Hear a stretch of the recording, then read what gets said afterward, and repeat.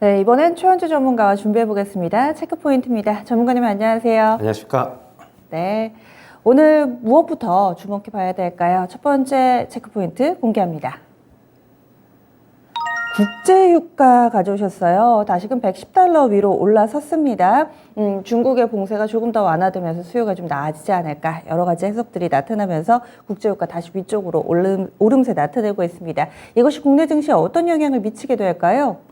네, 지금 국제유가가 제가 뭐 새벽에 이제 미국 증시 분석하는데 모닝타임즈에서 당분간 90달러에서 110달러 박스권 유지한다라고 지금 말씀을 드리고 있는데요. 제가 지난주에 국제유가 추가 상승 가능성이 있다라고 제가 말씀을 드렸는데 지금 어제 이제 금요일자죠. 금요일자 원유 시장에서 WTI 기준으로 110달러의 종가상으로 안착을 했습니다. 지금 3월 25일 이후 처음인데요. 이렇게 되면은 결국에는 상방으로 좀 열어놓아야 된다, 좀 봐야 되겠는데, 차트 한번 잠시 보시면은요, 최근에 움직임이 저가도 높아지고 고가도 높아지고 점점 우상향하려는 움직임을 보이고 있습니다. 지난 3월 달에 고점인 130달러가 이제 WTI 기준으로 고점이었는데, 다시 한번 그 선을 한번 테스트하는 방향으로 나오지 않을까 그렇게 지금 일단은 저 개인적으로는 좀 보고 있는데요.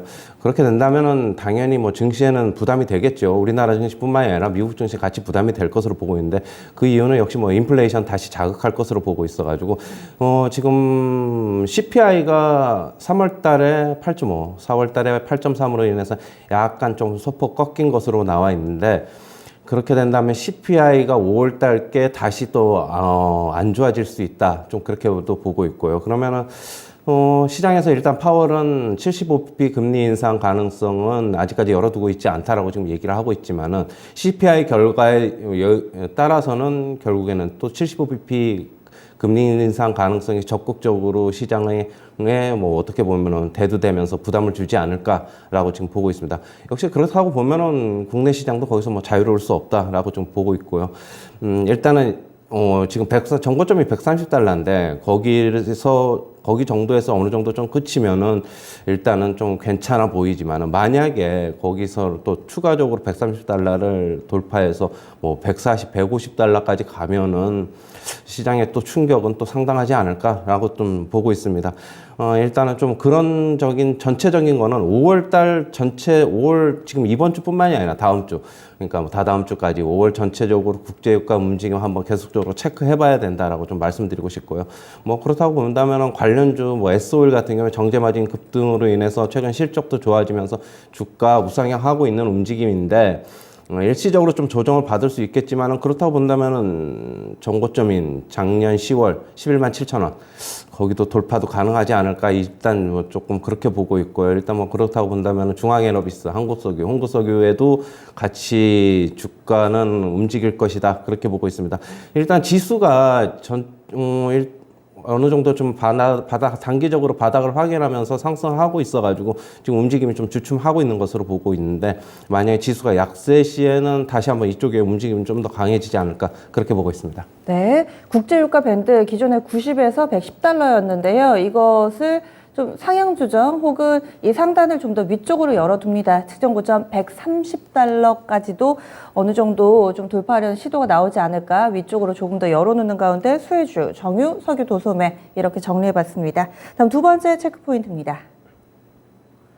원화 약세 여기에 착안해서 조선주를 보자 이렇게 얘기를 해주셨는데 보통은 원화 약세가 되면은 수출주 달러로 대금 결제받는 업체들이 수혜를 일부는 본다 얘기를 해주는데 보통 그렇더라도 조선 섹터에 포커스를 잘 안 맞추는데 조선을 가져오셨어요. 좀 더 얘기를 해주세요. 맞습니다. 원화 약세 뭐 대표적으로 뭐 자동차들 수출주, 전기전자 이쪽에 좀 수혜를 입는데요. 조선업도 실적이 개선이 기대가 되고 있습니다. 최근에 이제 원화 약세가 지속되고 있어가지고 조선업계 우호적인 환경으로 좀 작용을 하고 있는데요. 조선업 같은 경우는 통상적으로 해외 고객사들과 이제 원화 베이스를 바탕으로 성과를 책정하는데요. 따라서 이제 원화가 약세일수록 성과가 내려가면서 가격 경쟁력이 상승하는 효과가 이제 발생을 하게 됩니다. 현재 이제 국내 따라서 이제 뭐 현재 국내 업체 같은 경우에는 삼성중공업만 100% 환해지를 하고 있고요. 현대중공업, 현대미포조선 등 업체들 같은 경우에는 70%만 환해지를 하고 30%는 오픈 포지션을 좀 남겨놓습니다. 그래서 이제 이들 업체는 원화 약세가 되면은 수익성 개선을 좀 기대할 수가 있는데요. 실제로 1분기 실적의 환차익을 영업이익에 반영을 했습니다. 현대중공업 같은 경우에 약 260억 원을 영업이익에 이제 추가적으로 이제 실적 개선으로 이제 반영을 했고요. 역시 뭐 그렇다고 본다면은 여전히 이제 미국의 금리 인상 사이클이 아직 초입 단계인 만큼 당분간 달러 강세, 원화 약세는 지속될 것으로 지금 전망 보여가지고. 영업이익 개선 효과가 앞으로도 더욱더 높아질 것으로 좀 보고 있습니다. 역시 관련주로는 환해지 않은 삼성중공업 좀 배제를 하면은 현대중공업, 현대미포조선, 한국조선해양, 대우조선해양 등을 뭐 관련주로 좀 볼 수 있겠고요. 특히 이제 현대미포조선을 주의 깊게 좀 보셔야 되는데 현대미포조선 같은 경우에는 중형 선박의 세계적으로 지금 최강자인데요. 중형 선박 쪽에서 세계 시장 점유율 1위를 기록하고 있습니다. PC선하고 그다음에 LPG선 등 고부가 가치 중형선 수주를 지금 휩쓸고 있는데요. LPG선과 그다음에 PC선 같은 경우에는 컨테이너선보다 한 척당 가격이 약 30에서 40% 비싸고요. 그다음에 원자재 가격 원자재 가격 상승 비용 부담이 대형선보다 중형선문이 아무래도 적겠지요. 왜냐하면 재료가 좀 적게 들어가니까 그래서 더 유리하고 그리고 건조 기간이 짧아가지고 중형선이기 때문에 건조 기간이 대형선보다 짧을 수밖에 없습니다. 건조 기간이 짧아가지고 수주 금액이 매출로 인식되는 시점이 앞당겨지는 것도 역시 강점이다. 이렇게 정리해드리겠습니다. 네, 그래서 원달러 환율 상승에 따른 수혜. 조선도 한번 보자 이렇게 강조를 해주시네요. 다음으로 추천주 넘어가겠습니다.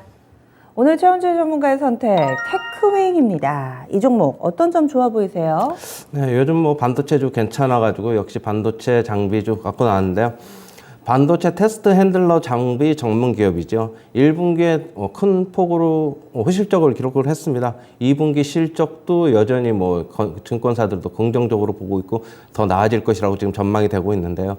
메모리에서 비메모리로 변화가 지속하는 것도 긍정적이다 이렇게 보고 있고요. DDR5 시장 개화에 따라서 장비 수혜가 23년까지도 계속될 것으로 보고 있습니다. 매수가는 시초가서부터 접근하시고요. 목표가는 24,700원, 손절가는 18,000원 제시하도록 하겠습니다. 예, 알겠습니다. 그래서 오늘은 모두 다 반도체 섹터에서 추천주 나왔습니다. 오늘의 포인트 추천주